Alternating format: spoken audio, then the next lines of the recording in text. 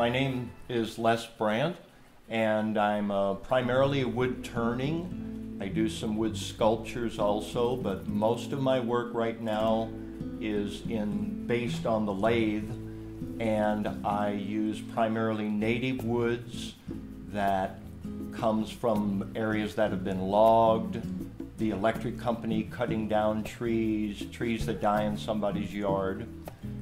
I'd sooner use our native woods so that people can see the beauty of our native woods, and environmentally it's much more friendly, obviously.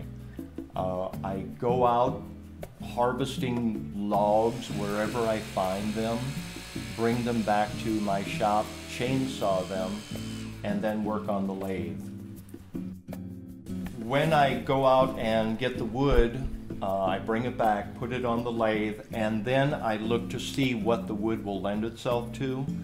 So this is a piece of box elder from a tree that was cut down south of Berryville. A friend called me and said I would enjoy this wood. This box elder is famous among woodworkers and wood turners because when it gets infected with these little beetles or weevils or borers, I'm not sure what they are, the tree builds up a defensive mechanism, which is what causes the red streaking. So each of these red streaks in this box elder will have a hole where a beetle had gone in. And then the tree is trying to block off that infection. So that's why we get the beautiful red color.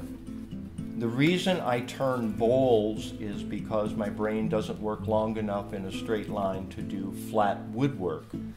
With turning on a lathe, it's more instantaneous. It just happens and I can see what needs to come out of that piece of wood.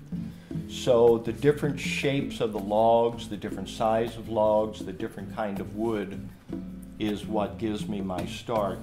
And then whether I sandblast it or texture it with different tools, that gives different surfaces.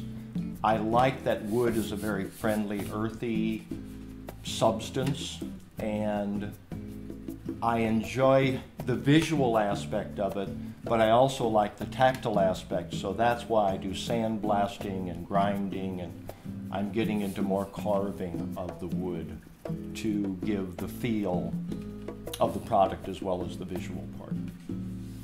So after I saw the wood from the down tree that I found, I bring into the studio a shape that looks something like this, half of a log, and then I put it onto my lathe and start turning.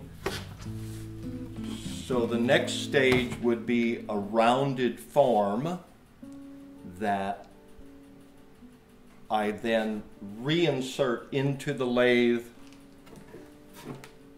which then looks like this mounted on my lathe, and then I start making the bowl form. So once I have the bowl carved out to about 10% of the diameter of the bowl, the wall thickness being anywhere from 3/4 to 1 inch, I then put it aside to dry, where it dries for 2 or 3 months. Then I put it into my drying cabinet, where it stays another 2 or 3 months. After that stage, I bring it back out, I remount it on the lathe, and turn it down to final thickness, being 1/4 to 1/2 inch, sometimes thinner. Then I let it set for a few more days to make sure it's not going to move because of stress that's in the tree. And then I start dipping it into a solution. I dip it into that 4 days in a row, during which time, when it's drying, I put it into the refrigerator that I call my kiln. It dries in there, and then once it's totally dry, after a couple of weeks at that stage, then I put it back onto my lathe and buff it. And then that finishes the process. The reason I chose Eureka Time as a gallery to show my work is because of the mix of the artists that are there, that they are mostly local artists, and it's a lot of people I know. And this area, for me, is very stimulating because of all the different artists and all the different fields. Eureka Time has a diverse collection of art from all of those artists. and it's just a comfortable place to visit. It's a good feeling. It's a very successful gallery, but at the same time, it's also very homey and comfortable.